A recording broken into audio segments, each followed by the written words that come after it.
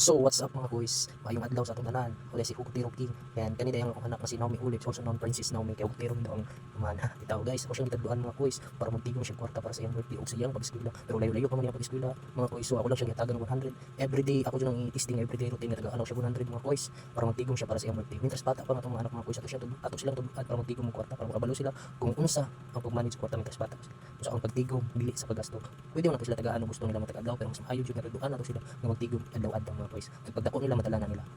So mayong adlaw din sa inyo for today's video mao siya mga boys. So yung gialsang yang alkansya mga boys bugat-bugat na gid pero layo ko may birthday ako dapat pa matigo mga boys. So mao na siya mga boys, salamat sa inyong pagsuporta o running Toki followers na mga boys. Salamat sa continue nga inyong pagsuporta. God bless and shalom. And share. Salamat. Salamat. Shalom. Shalom. Yeah, oh. Ako nga pala si Dave Acohedo, tubong probinsya, namuhay ng simpleng pamumuhay.